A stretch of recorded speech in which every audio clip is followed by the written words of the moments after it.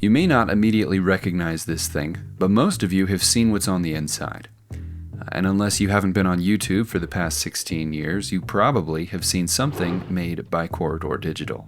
Daniel from the Corridor crew sent me this diorama that he came up with based on the moving forced perspective camera trick used in The Lord of the Rings.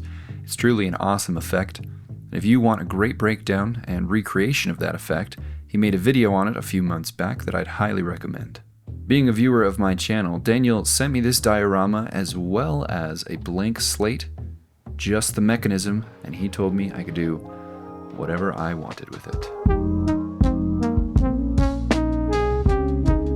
Daniel's mechanism came fully disassembled, just like a model kit, and I was a little concerned I wouldn't be able to put it back together properly, but Daniel came in clutch with an excellent tutorial. Here's how you put together these mechanisms. You should have 2 of these at 4 lengths. Circle towards the slot. Note the slots. Measure 25. Locks it in. All lined up. Slide them through. See that? We have 2 of these. Add magnets. Camera on top. And there you go. A functional base to build whatever you want on top of. Can't wait to see it. With some newfound confidence from that thorough tutorial, I was able to throw everything together in no time. Also, Daniel added my logo to this specific lever arm, which was a very thoughtful touch. After a couple minutes of press fitting things together, the last thing to do was add magnets. And now we have a functional base to build whatever you want on top of. Like I mentioned before, Corridor crew recreated the effect seen in The Lord of the Rings, so why not recreate their recreation? Just smaller, and then gift it back to them as part of my Gifts for YouTubers series. I can recreate a little Ren and Matt, as well as all the other elements of the studio, and that should be just about the right size to fit on this blank canvas. It's been a little while since my last installment in this series, but I've been creating things for creators based on things that they've made that have inspired me or entertained me. I actually got to see a couple of them on my road trip out to California to drop this off with Corridor crew. If you stick around to the end of the video, you'll be able to see a little bit of a montage of that. The first thing I did for this build was to give the studio a new floor, which I made from a single sheet of corkboard. It's probably a little too textured for the scale, but we won't worry about that. We can fix it with a little bit of Mod Podge later on.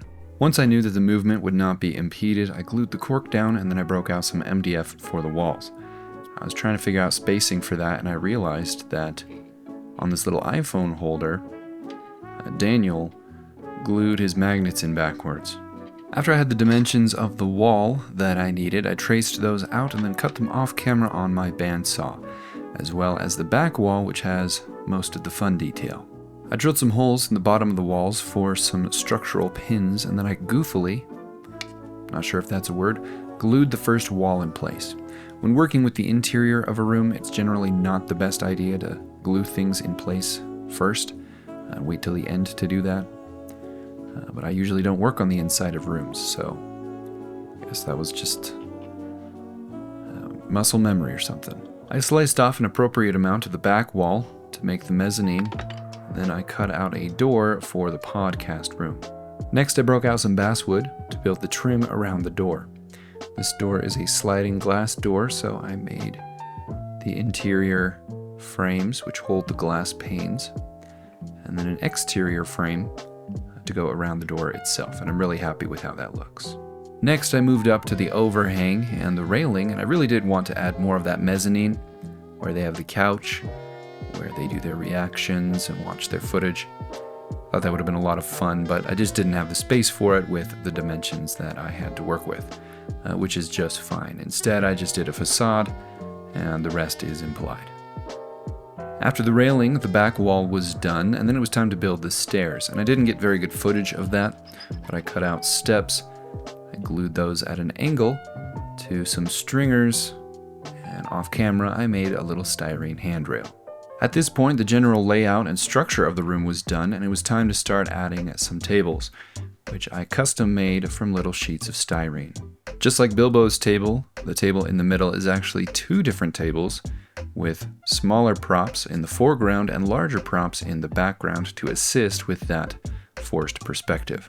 I worked my way around the room, making all the little details that I saw, like these black painted plywood panels on the side and an American flag on the other. At this scale, the flag should not be fully in frame, but I decided to just go ahead and make the full thing anyway. Cut out a sheet of 040 styrene.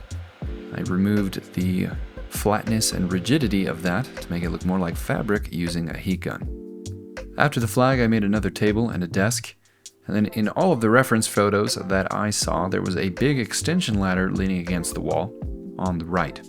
So I made that as well, using more strips of styrene, drilled holes evenly through that, which I filled with little styrene rods. With my ladder done, I used some ambiguous bits from my bits box to imply computer things, like monitors and other handmade items like this little thermos. And one other thing that I saw in all of my reference photos, it was just in a different place every time, was this floodlight. Used some styrene rods to create the stand, and then I used an HDMI jack cover as the light itself. Two of the last details to throw in were the most important, in my opinion, and that would be Ren and Matt, who I quickly designed over on Hero Forge. Hero Forge has a lot of fun features for hand gestures and changing the faces, so I got something that looked pretty close, threw that on my printer, and while it's printing, let's paint up the rest of the diorama. I loaded up some black primer into the airbrush and I went to town. Once everything had a coat of black that needed a coat of black, I added a bit of gray to the airbrush, which I splotchily applied to the floor. I masked off the floor, then I painted the walls with their base coat of white, and I painted the tables brown and the ladder with a metallic gunmetal, as well as the railing that goes up the stairs. The plywood panels that are leaning up against the wall have acquired a little bit of dust, so I was sure to add that. I moved over to painting that nice royal blue on all the trim. After the walls, and the railings, and the stringers, and any other structural thing that had a color other than white or black had been painted, I moved over to the flag, which I was going to try and figure out an easier way to do, but I just ended up freehanding it.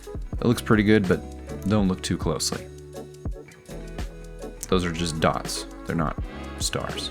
I of course had to add the founder's portrait on the back wall, which always seemed to be a little bit crooked in all of the photos that I saw. And I worked my way around the studio painting all the individual details, like the int draft and all of the random things that I put on their desks and tables.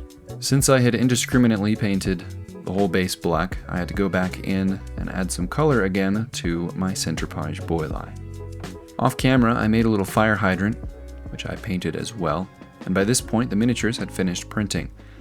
Let's just say Matt couldn't handle the pressure of the airbrush, which is like 20 psi. After they had been primed black, I began painting them as they appeared in the scene being depicted. Did all the detail work with a brush.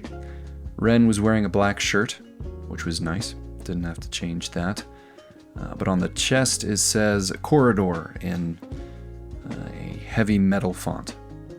He also had blue jeans and something on each wrist. From what I could tell, it was an Apple Watch and a normal watch. Or maybe it's a friendship bracelet. I'm not really sure. Matt was also wearing blue jeans. They were just a little bit lighter than Ren's. He also has an olive green hat on in that scene.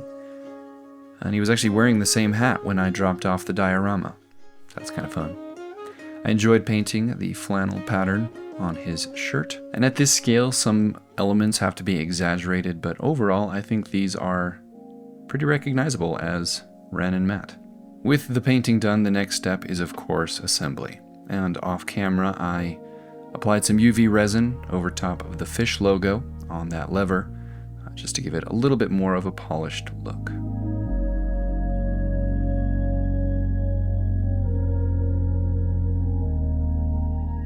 After the studio was all set up, it was time to glue the main characters in place. And I was about done and I realized I was missing something. This wouldn't be the corridor digital headquarters without at least some of the green screen showing. Off camera, I added a couple more details that I had missed from my reference photos. tied the rest of the paint job together with a little bit of a wash, and I called it good. The only thing left to do is to actually get the diorama to them. There were a couple of other people I wanted to see along the way.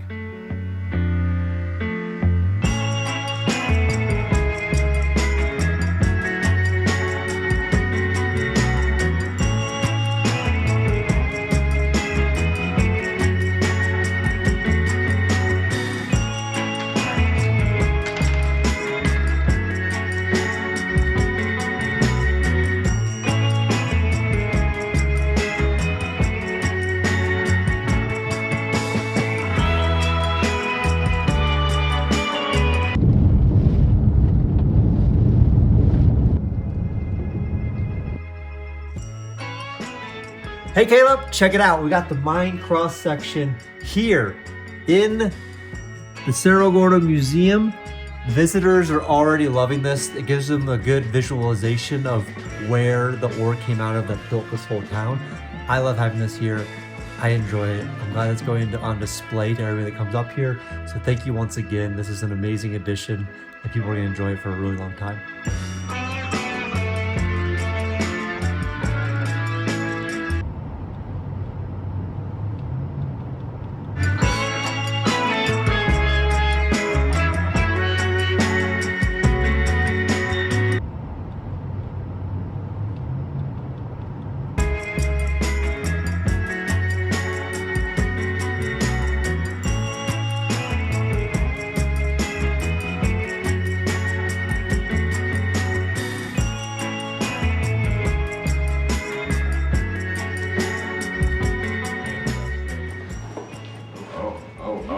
Something. What is this? Wait, is this a replica Nico. of the shop? Is Oh. it is. It is! Whoa! Oh, you guessed it correctly. Whoa! In the studio. Kind of called You're it. kind of right. It's a little neat. And that's what you always guess. Whoa. Oh, shoot. That's so cool. I like how you got the little details, like the ladder's always here and this light is just always around. And there's always just garbage on Then the there's just a bunch of nonsense over there. Yeah. Yeah. The corner of the green screen is really funny. Yeah, yeah, exactly. I gotta see the POV. Yeah, you gotta get oh. the frame. There's nothing funnier than like recreating a space that isn't like designed, isn't like Yeah. kept up, isn't meant to be recreated or specifically photographed, you know what I mean? Like it's just a space. It's just like a He staging replicated area. scrap wood And so against that- our wall. So that's what I'm saying. That's why these details are just so hilarious. Yeah, I think we need to put this Yeah, in let's do it. a Yep. very specific Yeah. part of the shelf, which is basically at eye level. Whole page. That's like, whoa, that's a studio. So, anytime you want to see the forced perspective thing, you just come right over here, Yeah, and you don't have to get down on your knees. that's right, it's right there. Are you gonna make a video on it, or? Yeah. Oh yeah. Okay. I documented my whole road trip. Oh, totally. Oh, cool. I'm gonna throw You did Brent the in whole- there. The whole journey. Yeah, just the whole journey. Sick, So dude. that's awesome. Yeah, and I'm wearing his shirt, so it works. Oh, really? Perfect. Yeah. Great. Sarah Gordon. Oh, no way. What the heck? That wasn't planned? awesome. No. That is amazing. Considering the number of views and the amount of inspiration and creativity and just the history of YouTube, honestly, wrapped up in this little space that I recreated, it's humbling and a real privilege to be able to have participated in that even in such a small way. I want to thank the Corridor crew for allowing me to come drop this off and meet everybody. It was a real blast. I especially want to thank Daniel for making this happen. Be sure to go watch his video on dioramas and miniatures when that comes out. But thank you all so much for watching. I hope you enjoyed. Huge shout out as always to my patrons. You guys are the best. Have an awesome week, everyone. I'll see you next time.